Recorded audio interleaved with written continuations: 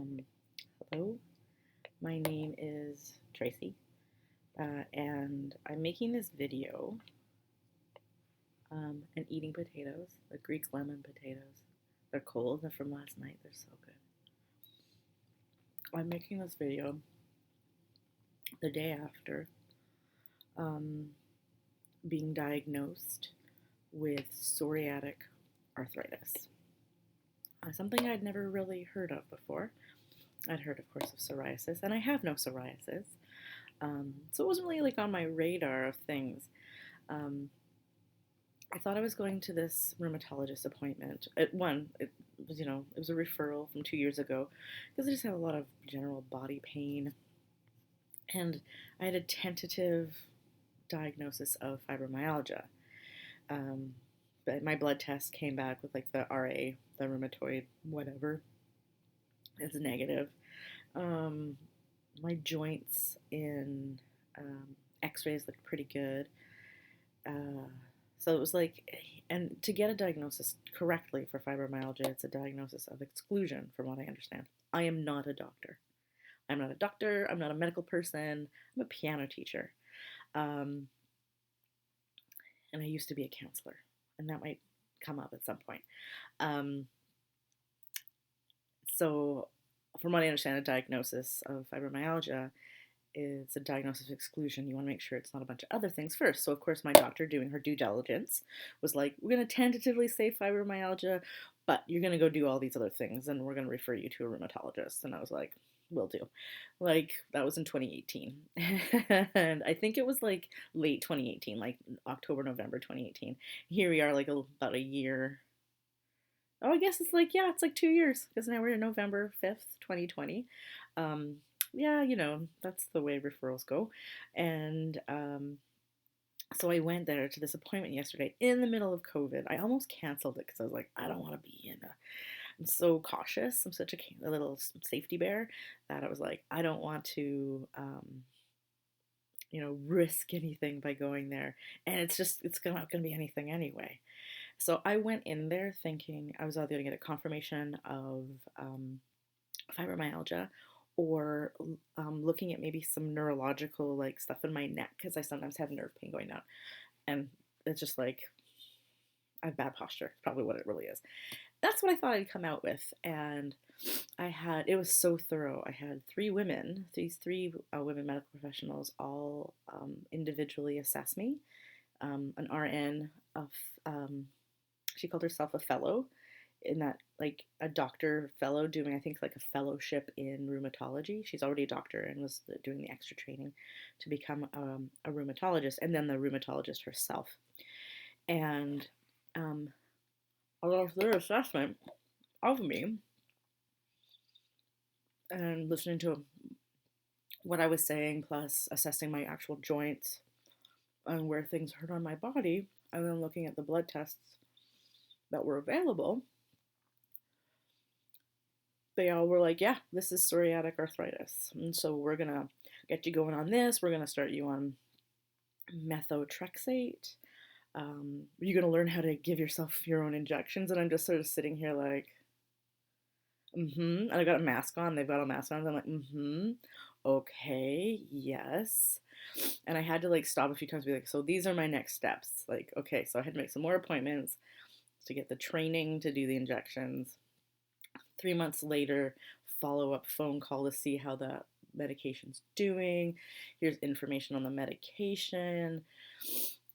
This is what you gotta buy. You're gonna take folic acid, like all this just like information. And I'm just sitting here like emotionally like, uh-huh. Like at this point, I don't know how like serious it is. Like, is this like going to kill me? Like, what is happening? Really. And the doctor did say a nice like very clear thing. She's like, your body is on fire. Like there's a fire going in your body, and we have to put it out. We have to get this fire under control, and that's what this drug will do. Is it'll your immune system, because I have like they also looked probably the list of like immune things. Autoimmune, I'm an asthmatic, I have allergies, I have hypothyroidism, I have GERD. That's a new one. That one's just like less than a year old, and which is they now think is autoimmune. I don't know. And so looking at all of those plus my like high CRP levels, it's like a inflammatory thing. It's like consistently high, like 10 and 13 kind of thing. And so they just looked at that and they were like, yeah, this is what's happening. And I've just been in so much, I guess, denial or so used to being dismissed around like, oh, you're in pain because you don't exercise enough. It's like, well, I'd love to. I would love to exercise. But it hurts a ton. So see how that works? Like which one comes first? And so used to just like the sort of wellness industry, like that. Oh, it's something you're doing. You know, you've got to eat this. You can't eat this. Oh yeah, other thing on my autoimmune is I'm most likely I have celiac as well. Um, like you just have to do these things and do intermittent fasting and do this and there's all these things that you can do and that's why you're like this. And it's like, or my immune system is shot, like just from a practical perspective, like maybe medicine can help me here. And I'm super rambling because I'm still in like a kind of a shocked state, and was like pretty upset yesterday. And I was having a bad pain day. My hands really hurt, on my back really hurt. So it was a good day to get assessed because I'm like, this is not a good day for me. I can kind of feel my hands are like they feel really warm to me. Oh, they just cracked. And like I think there's a lot of wanting to blame or like figure out why someone has what they have based on either what's happened to them or what they do. I'm not here to say that our actions or things that happen to us don't have consequences because I deeply believe that there's lots of things we do. You know, you jump off a wall and break your ankle. It's like, yeah, that's gravity. That's how that works, right? Like that's just like a natural law and some consequences. I totally get that, and I'm very much a fan of understanding that. Um, but I think people also don't want to acknowledge that sometimes things just happen and that they're not, um, that there's no reason for them. And I think that's very scary for us. And I understand that it's very scary for us because it makes us feel like we have no control. And it's such a big thing for people when if they don't have any known illnesses or chronic conditions that they live with, to interact with people who do, it almost feels kind of threatening. And I don't mean like in a literal way threatening, I mean existentially. It's an existential threat because here's this person living a life or having something in their life that isn't their fault and it's just happening to them. And that's a scary thing for someone who truly deeply believes in the meritocracy and like that everything that happens to us is due to us. And I know there's a lot of people right now. It's a very seductive and alluring idea that we have complete control, and we don't. Like I'm telling you, you don't. Our locus of control is much smaller than we think. So people tend to do two extremes, right? They think their locus of control or their space of control is huge and that they can do all these things. And you can do some things, right? Like we can, for the last 2 years, I have flossed every day. My gums are fantastic. That was within my locus of control.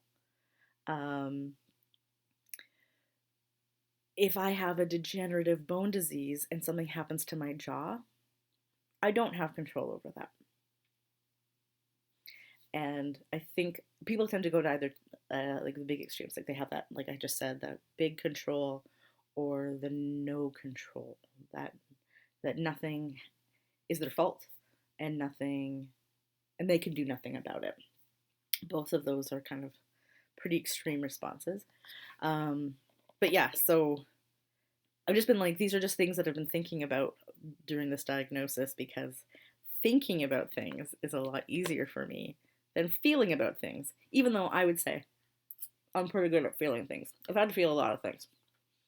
I got stuff in my teeth now. No, no. Okay. Super unprofessional. But I think we should really go back to the like interacting with the world in a little bit more of just like a less polished way. Like I think things just seem a little too polished. Like this is just like a lamp by my bedside. I'm in my bed eating potatoes. Got a bunch of junk spread out around me. My phone's over there. It's on. It could ring. Like a lot of people call me, but like, I could get an alert or something. I don't have like a ring light. I don't have an editor. I'm not going to edit this. This is just me talking. Anyway, so I think I'm going to make these videos about this process of, I'm still recording. Yeah. So I think I'm going to make these videos about this process, mostly for me, but maybe other people want to see it. I don't know. I'm not going to like promo it or anything. So this is where I am right now. Yesterday was a shit day.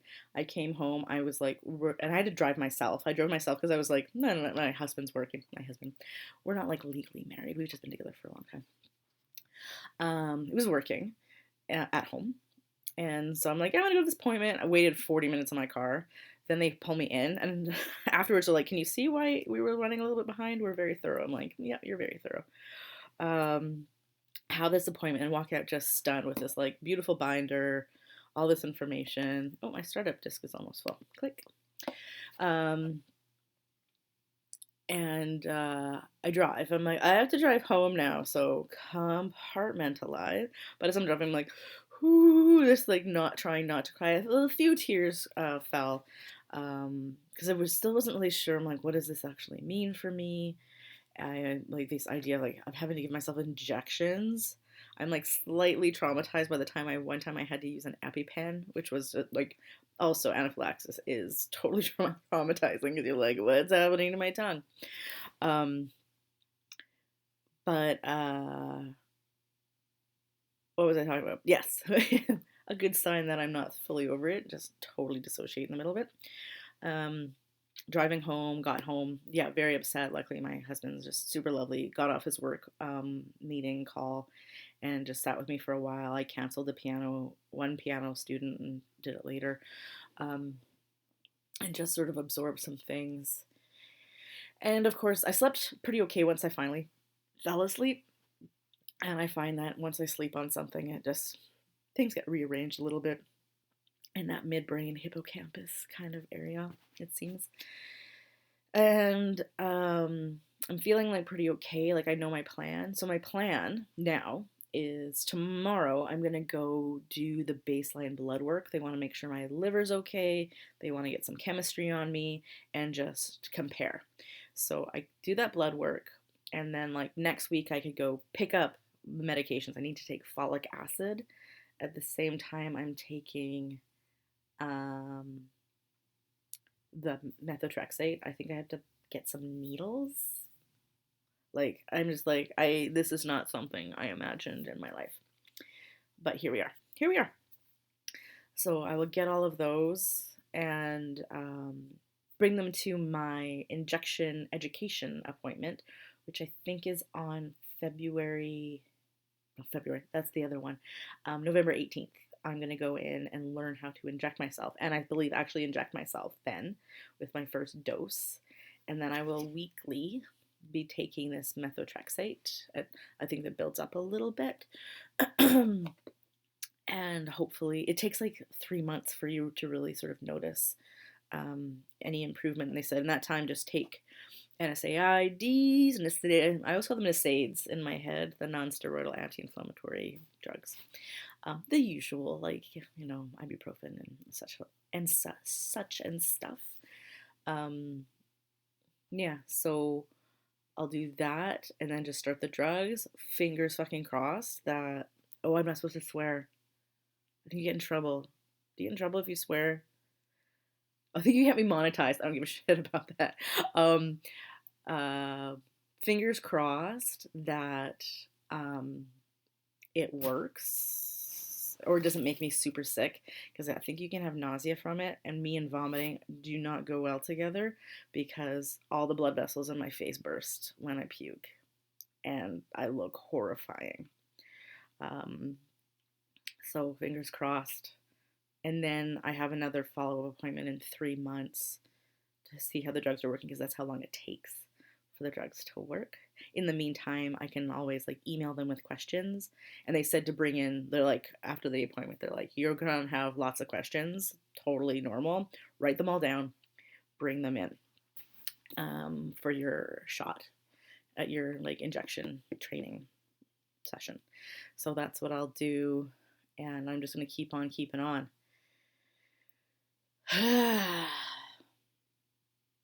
Yeah. So it feels kind of like life changing, but sort of also very validating. I felt very validated in a like terrifying way of like, oh, this is actually serious. This isn't me being whiny or like whatever, like the stories about like especially women and body pain. I'm just gonna do a lot of reflecting, and I think that's one of the big things I like to talk about when I make these videos is like reflecting on like what's happening for me personally, how the actual meds are working, like as a bit of a journal. Yeah, guess that's about it. These potatoes are really good. Steve makes really good food. Like he's just like an amazing cook. And he's like, what do you want me to make for dinner? Like that's his love language, right? It's like, let me feed you. And so I'm like, can you make Greek lemon potatoes? I've been thinking about them all week. And he's like, I've never made them before. Sure. Because he likes trying new things, which is the opposite of me. Yeah, so these are fantastic lemon potatoes, and I'm very grateful to be eating them as part of my lunch. Yeah. If anyone has any questions, I guess feel free to ask them. I'm going to put a disclaimer maybe at the beginning. I'm not a medical professional. None of this is medical advice, ever. This is just I'm going to put it back there. Or should I put it on the other side? What should I do? What should I do with my hair? None of this is ever medical advice in any way. Ever. This is just my personal experience. Yeah. That's the allergies. I also have a referral to an ENT.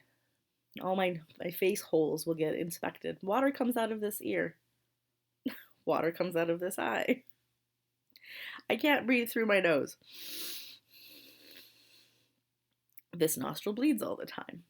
I have a lot of sore throats. Is this related to the I can't even pronounce it anymore. Psoriatic arthritis. I don't know. I need to learn so much. Yeah, so if you watched all this, wow. That's pretty cool. So I will see, I don't know how often I'll make these, probably just whenever I want.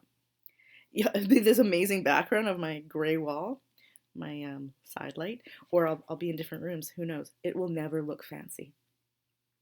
I promise you that. It will never look polished or fancy, because I am neither polished nor fancy. Okay, bye.